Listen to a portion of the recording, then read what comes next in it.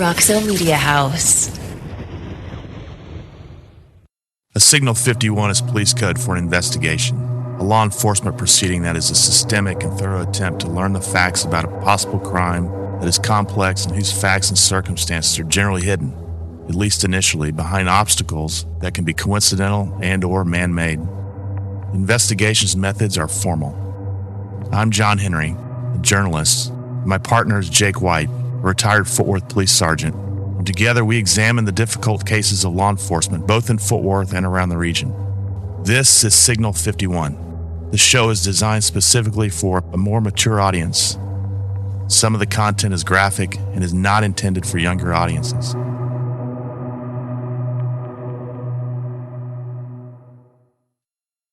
This week on the Signal 51 Chronicles, The Stranger in Hell's Half Acre. Nothing was more synonymous with early Fort Worth than Hell's Half Acre, the notorious rest stop on the cattle trails featuring all things red light that appealed to fatigued cowboys needing a break, including, but not limited to, saloons, gambling, and of course, Jake, bordellos. You know something about bordellos, but just through your professional work. Professional experience. Yes. Fort Worth was funky town for all the different reasons than it is today. I don't have the data in front of me, and as they say about data, figures lie and liars figure, but it's presumed that not many went out of business in the Acre during its prime years of operation, not because of their Yelp reviews or status in the Better Business Bureau. The Acre was as resilient as a cockroach in a nuclear winter. With its notoriety came a not-so-great reputation for the early city, whose leaders, as local historian Mike Nichols writes, saw the Acre as cross-eyed, a disgrace with one eye, and as a lively economic center with the other eye. That sounds a lot like the 7th Street corridor, if you ask me, but without, of course, the bawdy houses. But that's another story for another day. No, actually, today is the perfect day. Let's take a brief break early in our story to tell another story. The West 7th Street corridor. Jake, we learned yesterday that next week, November 8th, the Fort Worth City Council will vote on an ordinance prohibiting the possession of an open container or consumption of alcohol on the public streets of a central business district. The 7th Street corridor, we're told, meets the criteria as a central business district as defined by the TABC. That's the Texas Alcoholic Beverage Commission. Yes. I should know that with my experience in the spirits. And had a run-in with them one of the years ago. Maybe we'll get into that. we might have to talk about that. Yeah. Anyway, the TABC allows the governing body of cities to create ordinances of this kind if, quote, there is risk to the health and safety of citizens, end quote. I think we can all agree that there is risk down there on the 7th Street corridor. Down there in the new Hell's Half Acres, perhaps? Perhaps. Yeah. It's more than 1 acre. There's no doubt about that. And it's hell sometimes. It is. I believe every Friday and Saturday night, probably after 10:30, all the way up to, I don't know, maybe 2:30. It certainly is. Well, hold on a second. Just 2 weeks ago, we had another shooting, right, down there? Yeah. 3 weeks ago? Yeah. As we were preparing this, started looking up some stories. There's been a handful in this lively business district. All right. So anyway, they're coming up with this alcoholic or this consumption ordinance. I suppose they think it's the root of all evil down there. And maybe it is. I don't know. Well, I'm told that, so you and I were talking about this earlier. I didn't realize that you could go anywhere on the street, anywhere in the city, and have an open container, drink. I know you can't do it in a car, obviously.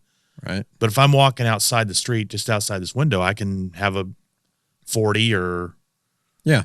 I mean, there are places where the consumption would be prohibited, specifically a place that may sell it, convenience store type place. You can't drink a beer in the parking lot of a convenience store, but if you're walking down the street, no big deal. I didn't realize By a that. school, you can't do that, I think. I'd have to look at that. Yeah, probably so. But I do believe. Also, I was listening somewhat attentively yesterday to the city council work session where this was being discussed. And there's a belief that a lot of the trouble down there is being maybe not the root cause, but a contributing factor. Underage party goers, if you want to say, who can't get into bars are just hanging out down on the streets down there. I'm immediately calling BS on that. Drinking and all this stuff. All right. I'm calling BS on it. All right. I mean, I think could that be a contributing factor? Yes. Do I think that's at the center? Do I think that that's a significant issue? No. I think obviously there's a ton of people, there's a ton of bars, and that's it. And you have kids between the ages of 18 to 25, and that's a combustible age when you consider youth, stupidity. Well, I said youth, alcohol. No telling what else. Testosterone and the science of testosterone and the science and syringe is of testosterone. I think we should go on a field trip. You can see what we're calling it the new Hell's Half Acres. We could call it the Fort Worth Wastelands.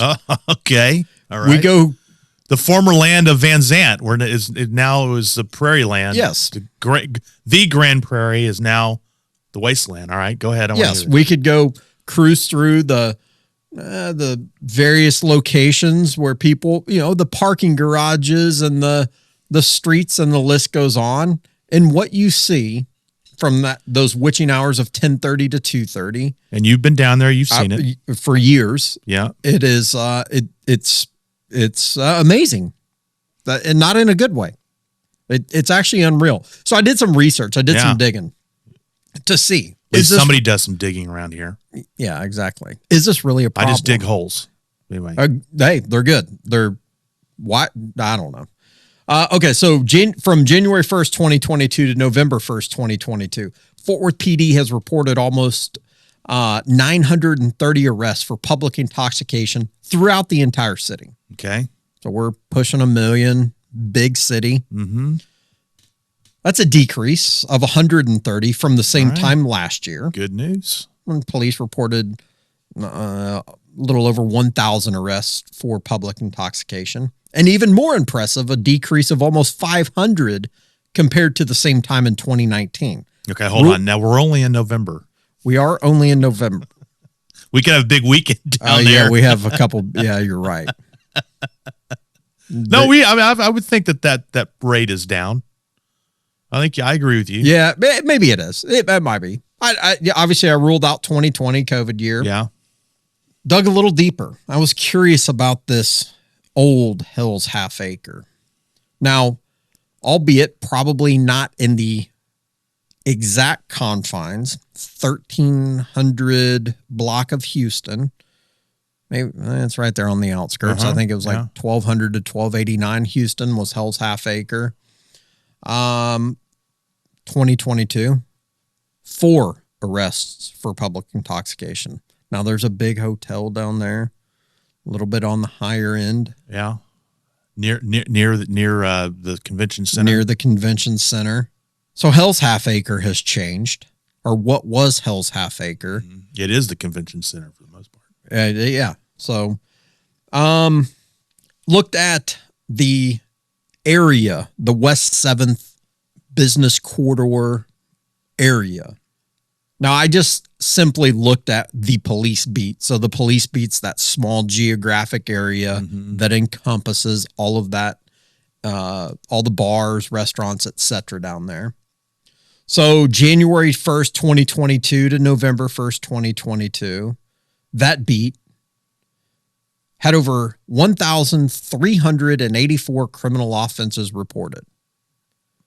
131 were assault-related offenses. Fights, probably, right?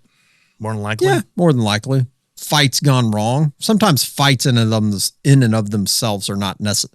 I guess they are an assault, but I'm looking, I focus, the assault, family violence, the true assaults where somebody was attacked, maybe it was an unprovoked kind of deal. 148 burglaries. All right. 135 public intoxication offenses. And of the total reported crimes, 265 of them, 265 of the 1,384 happened at what was described as bars or nightclubs. So a pretty good percentage. 2021, 1,385 offenses reported in the same area. 257 were public intoxication. So you have this small geographic area in the grand scheme of things. I think that maybe has a little bit of a problem.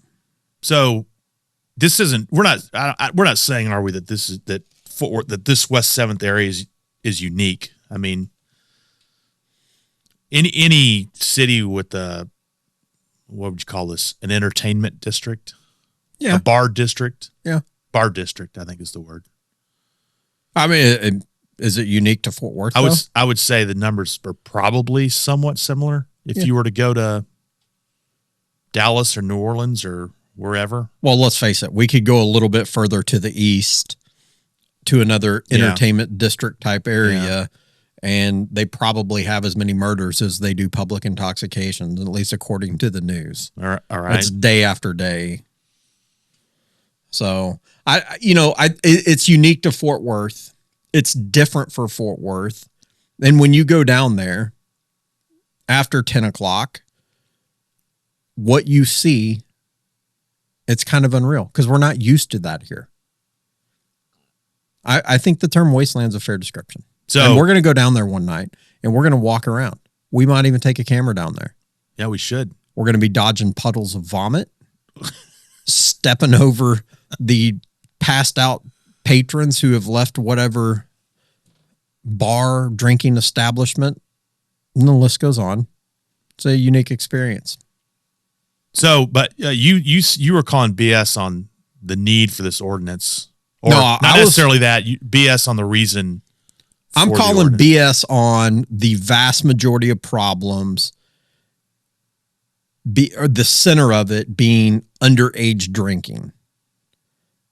Outside bars. Outside of the bars. I do not think that. I think there's far more at play than underage kids going down there drinking. Again, contributing factor, possibly. The overall root cause, absolutely not. So while we were talking about this, about both the Hell's Half Acre, and other high traffic areas like West 7th, Camp Bowie was one we mentioned, the Camp Bowie corridor we mentioned. Yeah. Homelessness. Yeah, that's a whole other problem that we're I don't know that we're used to. So initially I thought maybe it was just me. Maybe I'm the one that says, hey, things have seemingly gotten worse. That issue has become a bigger problem. I don't think it is just me. On a daily basis, at the intersections in our city, it's definitely not just you.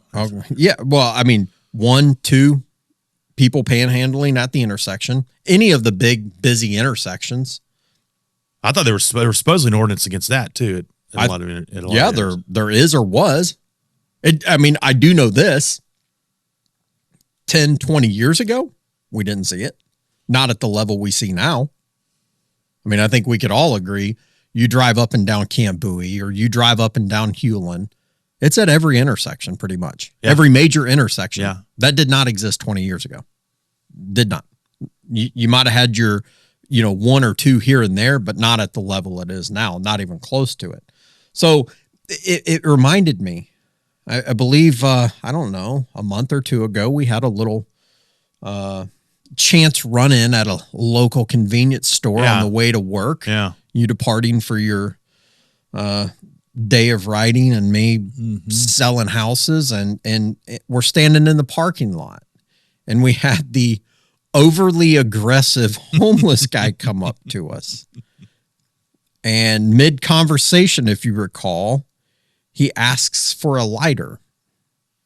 I don't know why he would come up to us and ask for a lighter, but he did. We look like nice guys. I guess we're nice guys. And, again, aggressive, but nonetheless, he goes on his way. So that got me thinking. I was like, you know what? On my way to work, it's a 1 mile drive, maybe 1.5 miles tops. I decided to count the number of homeless people or people that looked as if they were in despair.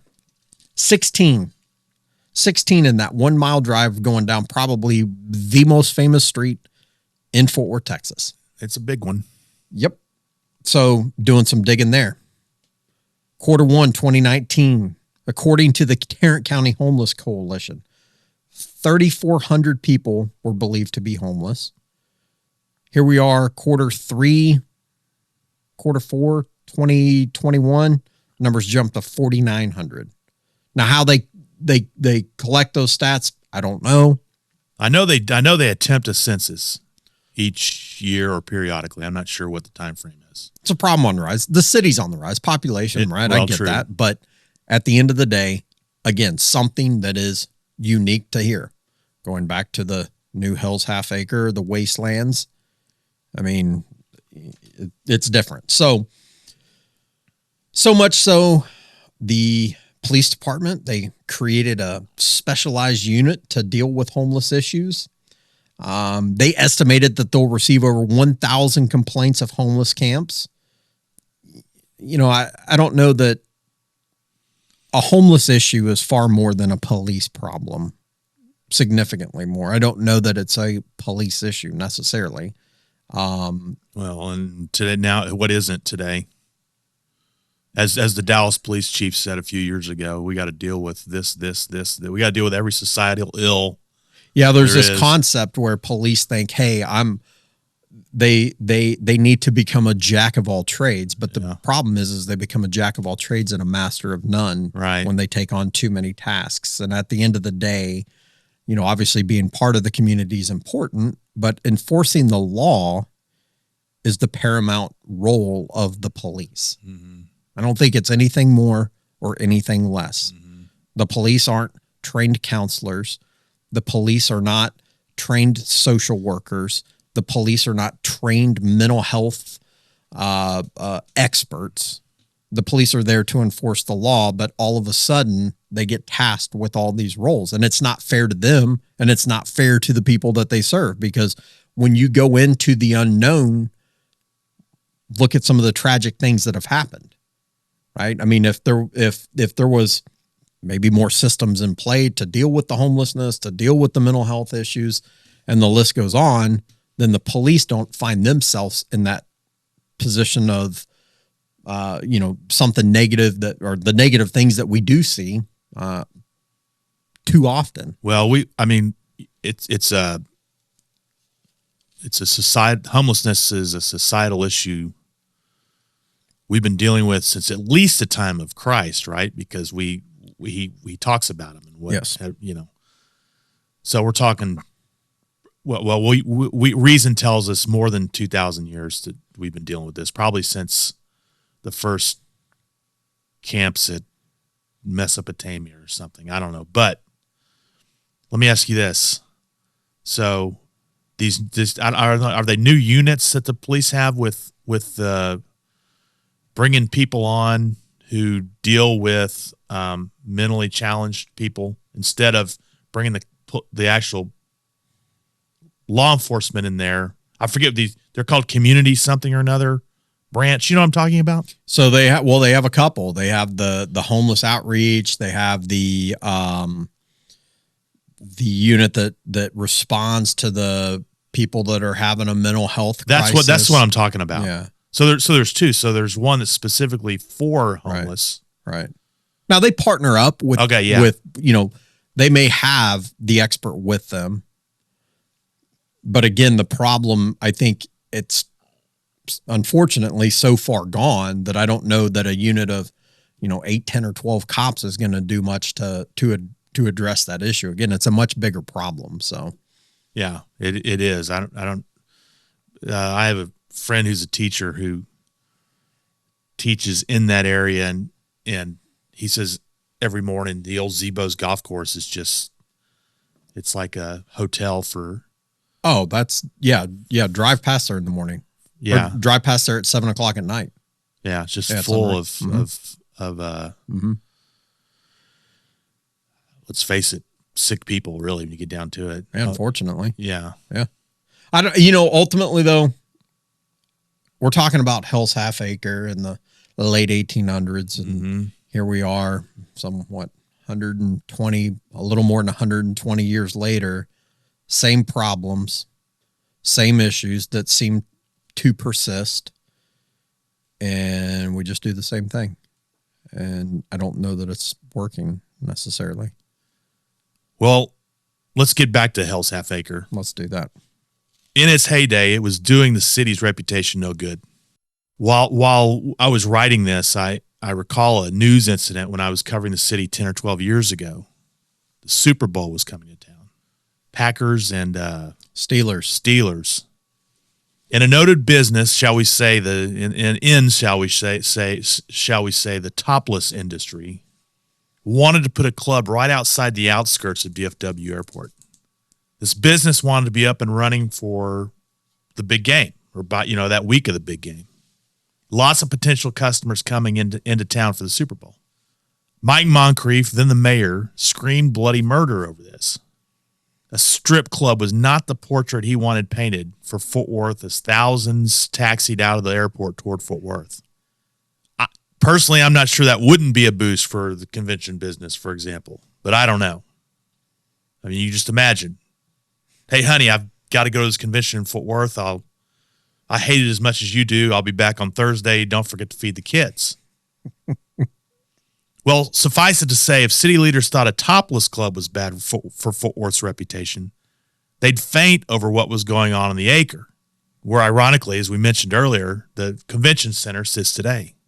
Take, for example, the doodlings of a do-gooder, self-righteous northern interloper named Rutledge Rutherford, writing for some national publication. He called Fort Worth in the days of the Acre era the filthiest city in America, citing, of course, its district of ill repute. He wrote, "Here among the hovels too vile for description, where Negroes, Mexicans, and the slum of the world are housed together, and where the meaning of the words, quote, morality and, quote, decency are not known. Here there exists a state of affairs that is really a menace to the whole nation."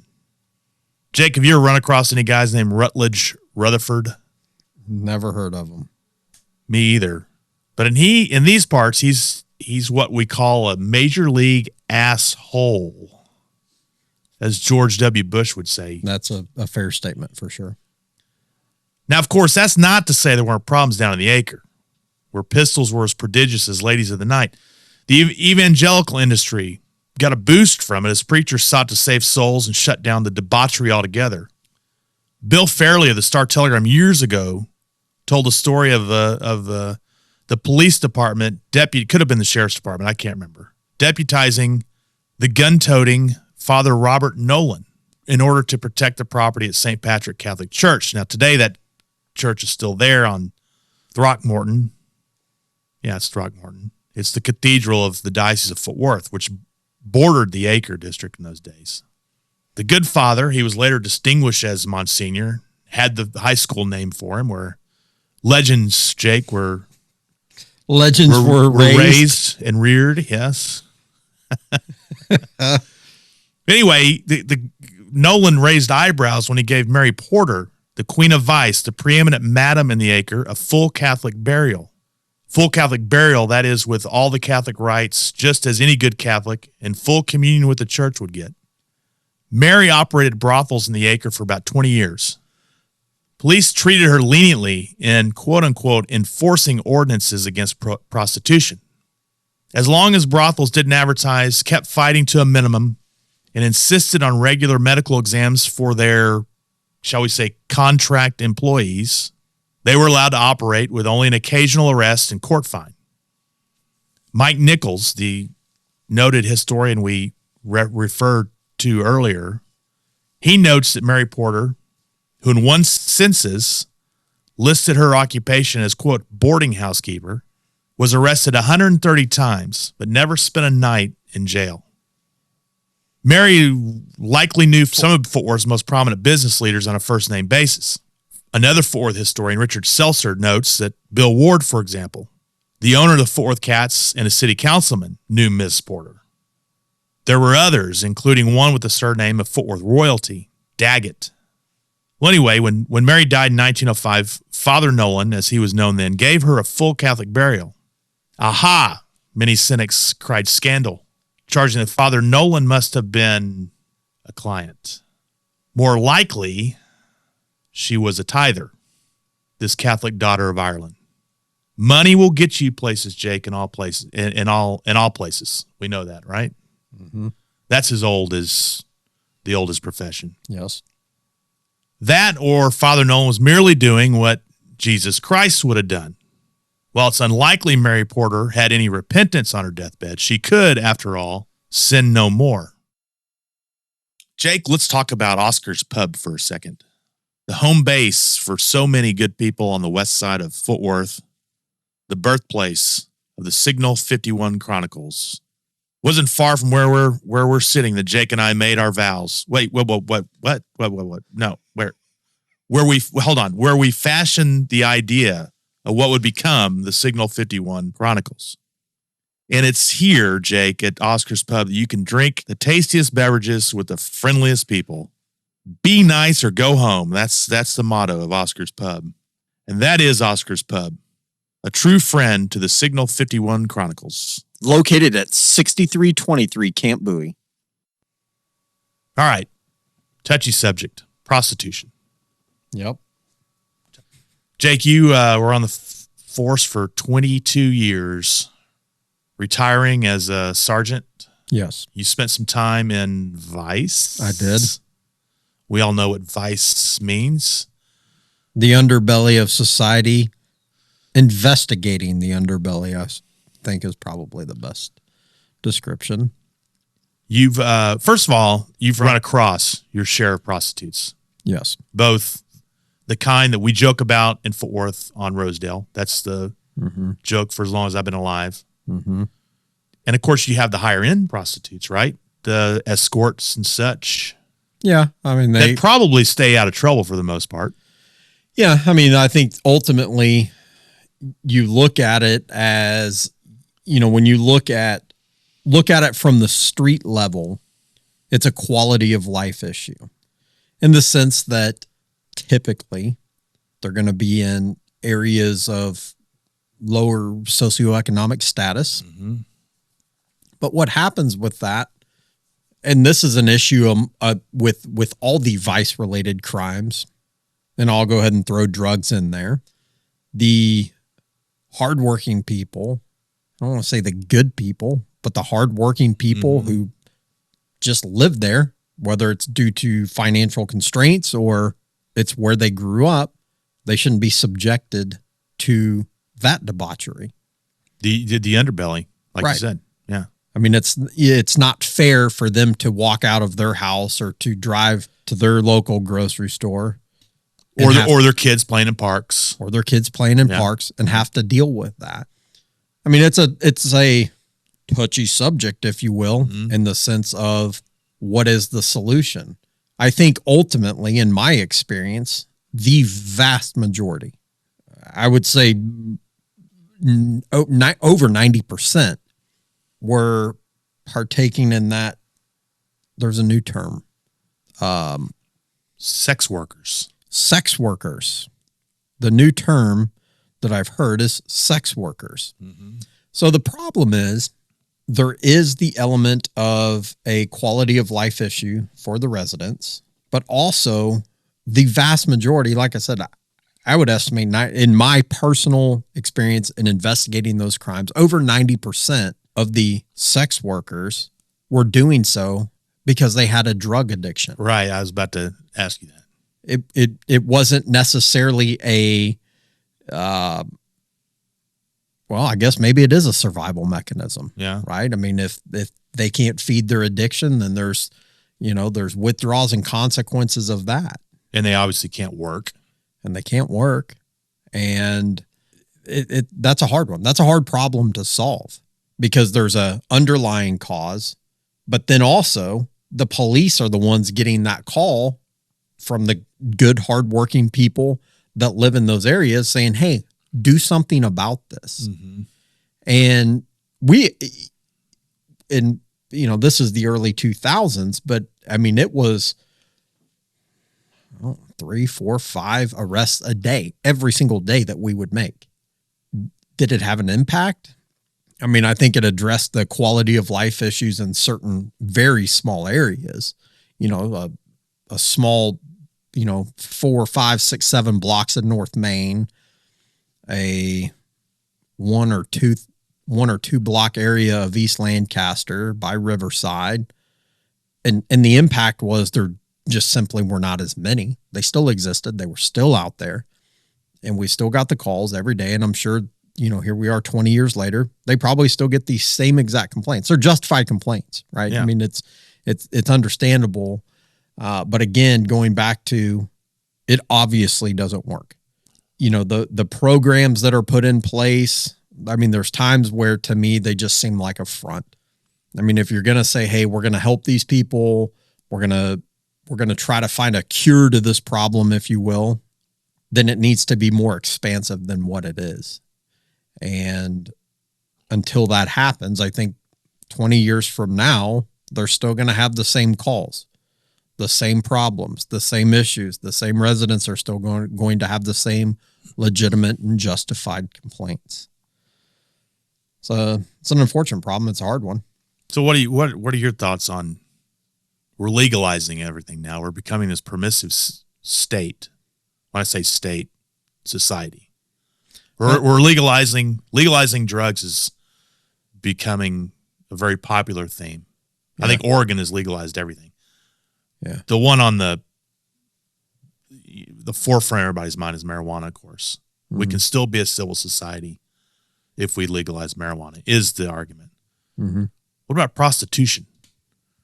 It's victimless, people say. But see that, I mean, and this is the cliche argument. I mean, it really is not. I mean, it's not Hollywood. People aren't doing it as a whole. Maybe those high-end escort type people are doing it as a whole to make money. Honestly, that you just simply, you don't see them. They don't create the same quality of life issues. Uh-huh. But it's not victimless because, again, the people who are participating in that, I'm quite certain that the vast majority, probably all of them, do not want to be in that position, right? And are they a victim of circumstance? Maybe. Are they a victim of addiction? Most likely. The list goes on. They don't want to be there. I don't know that legalizing is the solution. I mean, let's look at marijuana today. So you have, let's say half the states have legalized it. The other half have not. We live in one of those states that has not legalized it yet. I'm sure it will be very, very soon. But this goes into a whole nother issue of when it's still illegal, but it's acceptable. So when it's illegal but acceptable, so the problem that's created is this insane amount of violence here, mm-hmm. where the police don't seem to enforce marijuana. Again, it's illegal. They don't seem to enforce it, and that's fine. I mean, do I think that some kid needs to have his life tanked if he got a couple ounces of weed? No. I mean, it's not that big of a deal. But the problem is now when kids are getting killed because they're able to buy this product from a state that sells it legally. Okay, they ship it or smuggle it into Texas, however you want to phrase it, and they're making a ton of money on it. They're now the next victim of a violent crime. And the police as a whole have completely pulled back from enforcing the law on a the problem is the police right now have, in essence, slowed down enforcing the law. That's my personal opinion. Well, I mean, I think you it's not really. I mean, it is your opinion, but I mean, you've seen it. Oh yeah, no, I mean I've seen it firsthand, and it's doing this city, and I'm sure many other cities across the nation, no service. Right. Because the problem is with the prostitution laws, with the drug laws, with the alcohol related laws, 9 times out of 10, the police are responding to a complaint. It's very, I mean, I don't want to say it's seldom, but it's far more common that somebody has called the police and said, hey, there's a problem that we need your help. We need you to solve this. And the police go down there and they enforce the law. I'm talking about good, honest police work within the parameters of the law, enforcing the law. That's how, I mean, that's what the police are there for. That's how they solve problems. And now the police as a whole, in my opinion, have dramatically slowed down. But they don't tell the people that called to complain that. They don't explain to somebody, hey, you know what? We really don't, you've got that crack house next door to you. Yeah, sorry. Well, there's not a whole lot we can do about that because there's not. Why not? Political pressure? Is that what we're alluding to? I don't, political pressure, maybe. I don't know. I mean, ultimately, politics shouldn't really have a role in enforcing the law. So I don't know if it's political pressure. I don't know.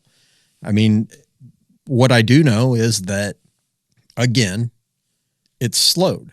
Is there a correlation with a skyrocketing crime rate and a lack of police enforcement? I think you look at it and say crime as a whole is far bigger than the police enforcing the law, and it is. But now, where there's probably more measures that say, hey, the police really aren't enforcing the law a whole lot, or not at the level that they were, and crime's through the roof high, one can only wonder if there is a correlation. Like I said, when the police no longer address the complaints of those that they serve, there's a problem with that. And that's not that's not the street cop saying, I don't want to do my job. That's not it at all. Yeah. There are a lot of people who say that. The street cop wants to do the job. The investigators want to do the job. They fear the consequence. Mm-hmm. But again, nobody tells these people when they call the police, nobody says, the police don't respond with, hey, oh, you have that drug house next door where you have, 35 drug addicts coming in and out of the house every hour, throwing needles and crack pipes and everything else in your front yard. Sorry, there's nothing we can do for you. I mean, challenge what I'm saying. Find out when the last time here locally, compare. Let me back up. Compare 2009 to 2022. Compare the crime rates, compare the murder rate, compare any of the crime rates you want to.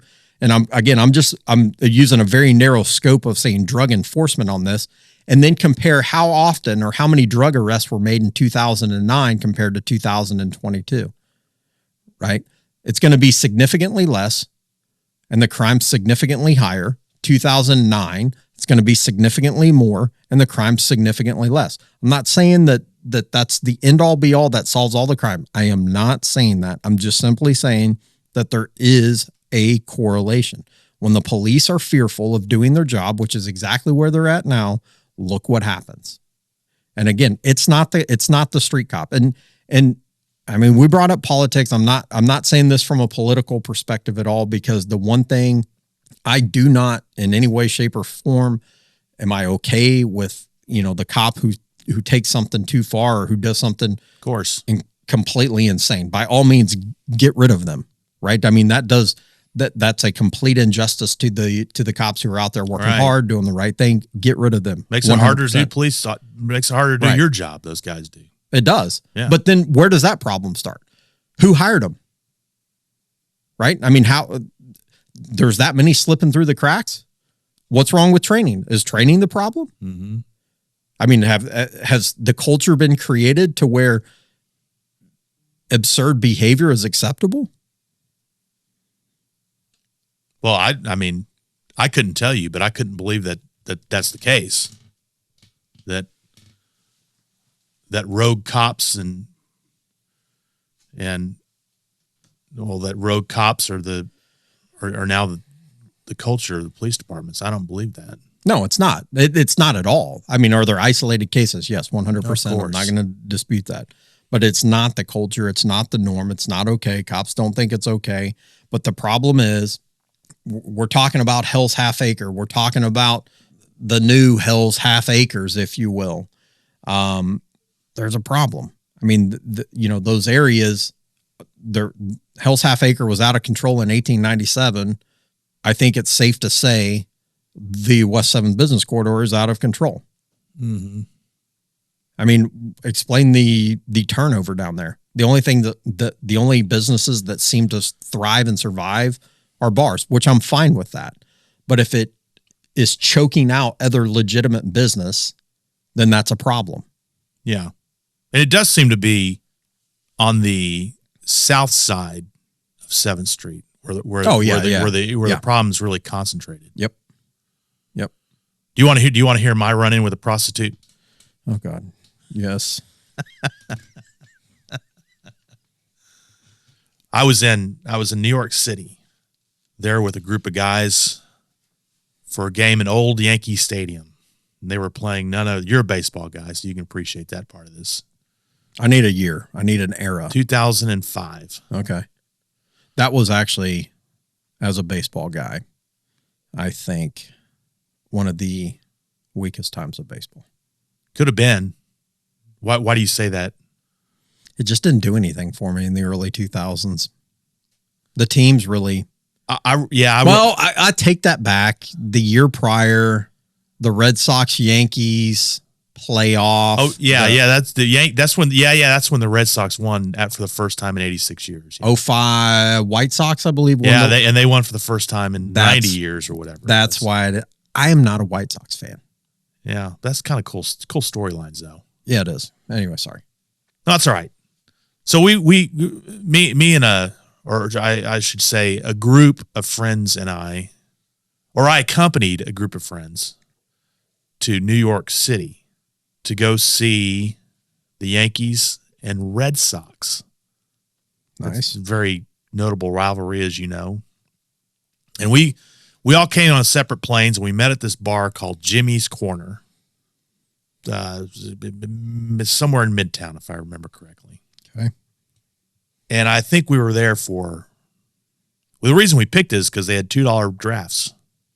I don't even drink beer anymore, but at the time I was drinking beer. They had $2 drafts. $2 drafts in New York City. Good deal.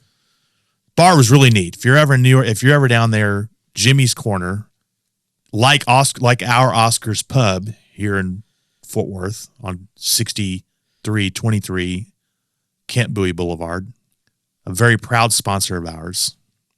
Jimmy's Corner it's boxing themed. So Jimmy used to be a boxer, but he was a professional, I think, cut man. I don't think he was a trainer per se, but he was a cut man. Okay. And he's got all sorts of boxing memorabilia and stuff like that in there. Well, at some point in the evening, I go out to go puff on a cigar. Okay. And it's bustling down there. And I will say this too. New York, I think gets a bad reputation for being a bunch of assholes, right? I mean, well, that's what we think of. They're just real, but it was nothing like that. I mean, that we were in this bar and people were just embracing us as, they thought we were something out of the Wild West or something. When we said we're from Texas, they were just amazed at us. Boots, hat, anything of the sort? No. No. We were all cosmopolitan Fort Worthians. Okay. I don't think any of us had boots on. So anyway, I go out to go puff on the cigar, and there's this young lady, cute young lady. I said 2005, so I must have been 35 at the time. She was out with a brush, with a broom and a scooper, and she was sweeping up, cigarette butts, trash, everything else out there. So I struck up a conversation with her. I don't remember how I started, but I said, do you work for the city? And she goes, no, I'm on work detail. I said, oh, okay. Why are you on work detail? She goes, loitering. I said, oh. Now, you and I both know that people don't ordinarily just stand idly without any apparent purpose, right? I mean, so agreed. I said, oh, loitering. And then she comes a step closer to me and she goes, what are you doing later? And I said, no.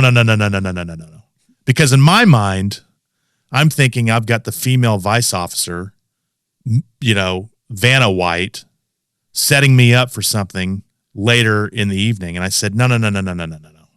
I'm not. I'm a writer. I'm not doing any of that stuff. I'm here with my buddies and a night in jail is not what I came to New York City for. And she kind of smiled and walked away. But I'm pretty sure she was the real deal. It sounds like it. The story would have had a little better turn if you did have to spend a night in you had a stint in Rikers or on Rikers. That would be great. Would it now? Yes. Would it? And that's what bars get for not letting people smoke in them anymore. I mean, I don't know. Maybe it's just me. I mean, every time I walk into one, it seems like I smell smoke, cigarettes, whatever. Well, now they got rid of smoking. You know what is really easy to smell in a bar? Marijuana. Weed? Oh, yes. Yeah. Weed. I say bring it back. I like not having smoke in the bar.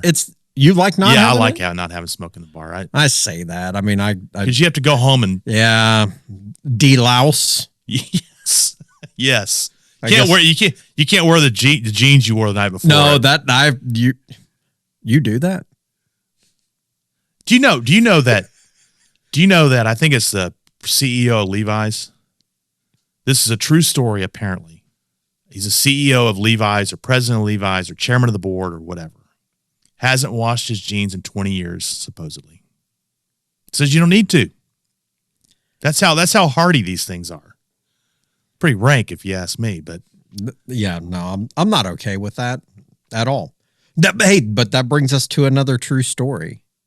So this story is little known and involves a mysterious stranger the police picked up in the Acre one late afternoon on October 5th in 1897. A police officer named Smith, according to the Fort Worth Register, found Fred Miller considerably under the influence of liquor. Officer Smith chauffeured Mr. Miller down to the police station to allow him to, quote, cool off. In Fred's possession, according to news accounts, were a quarter, a traveling bag of some kind, and a dog named Guess. Whenever there's a dog involved, it's a good story. Well, Guess was locked up too. Got locked up with his master. Fred told police interrogators that his occupation was pedestrianism. It's true, he insisted. And not only was he a walker, but he was the champion long-distance walker of the world. He had proof, he said, in the traveling bag, out of which he began pulling stuff from. Among the items was a heavy gold medal, which was engraved, Police Gazette Trophy, Champion Long-Distance Pedestrian, Fred Miller, September 5th, 1891. Record 13,316 miles. Presented by Richard K. Fox, proprietor of the Police Gazette. All right, so you said miles. That's not 13,000 steps. Miles. Wow. Champion long-distance pedestrian. All right. Also in the bag were 2 travel diaries. Its contents proved that Fred, no matter his current condition of having been overserved, was who he claimed to be. On the first page of each of them was an introduction signed by Richard Fox, the owner of the Police Gazette, certifying that Miller left the magazine's offices in New York City on April 24th, 1897, to go by train to Pittsburgh, and from there on foot to El Paso. Quote, he is recommended to the courtesy of all, end quote, Fox wrote, and all who wish to do so are asked to make a note in the books. The diaries contained a large number of entries dated and signed by people who ran into Fred at various points through Pennsylvania, Ohio, Kentucky, Tennessee, Arkansas, and Texas while on his way. The Police Gazette, the publication's official name was the National Police Gazette, was a magazine based in New York and distributed nationally dating to the 1840s. As its name suggests, the magazine promoted itself as reporters dedicated to the issues of police and crime. I like it. Maybe we should do one. We'll get one fired up, man. All right. In truth, though, it was more dedicated to that more commonly associated with a tabloid, including the most sensational of salacious and lurid tales of sexual matters, as well as celebrity gossip and Guinness Book of World Record type bits, such as walking from Pittsburgh to El Paso. Fred Miller was likely killing two birds with one stone. The story typifies how big the world was in 1897. Fox had agreed to pay Fred $1,000 if he could make it back to the Police Gazette offices in New York by February 15th, 1898. Fred started out on his trip on April 24th, 1897. In today's dollars, 1,000 is more than 30,000. Fred even had a manager who accompanied him. A Professor Hurst always traveled in advance of Fred to see that he arrives and departs okay at each town along the route. His paperwork showed he had walked 13,316 miles over the last 2 years and 18 months.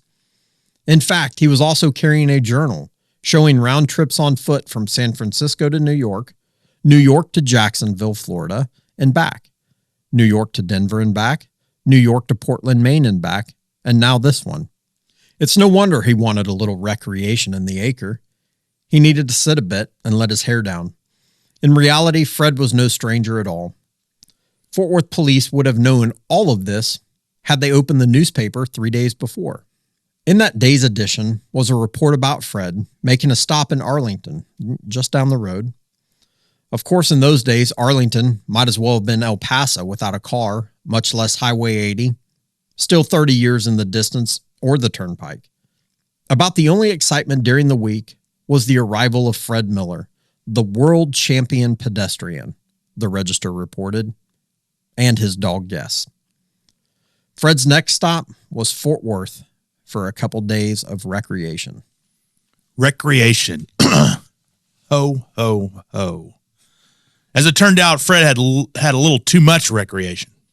But in Fort Worth, he was to exhibit his gold medal, the newspaper said, bestowed on him as world champion walker.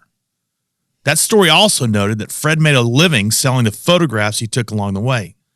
And aside, the moral of the story is buy a digital subscription to your local news source.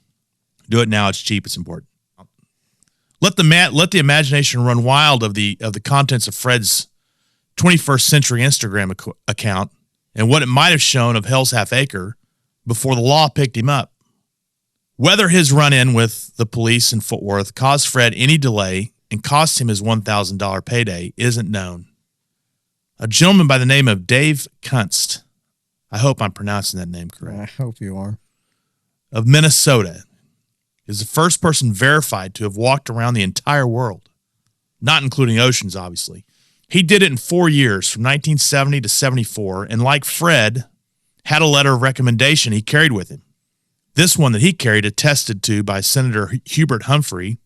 He did it in 4 years, from 1970 to 1974, and like Fred, had a letter of recommendation he carried with him. This one attested to by U.S. Senator Hubert Humphrey. Dave Kunst also had a book for people to sign along his way and a mule to carry camping supplies. Kunst got into a little trouble too on his journey, but it didn't end so well. His brother John, a companion on the trip, was shot and killed by bandits in Afghanistan. Dave finished his journey, however. History lost track of our eccentric long-distance walking predecessor, Fred Miller, but it was certainly worth it to get to know him almost 25 years later and get to know a little bit about the Acre. And if what I really would like to know is about his dog Guess. I always want to know about dogs. Yeah. Well, that does it for this episode of the Signal 51 Chronicles, The Stranger in Hell's Half Acre. Roxo Media House.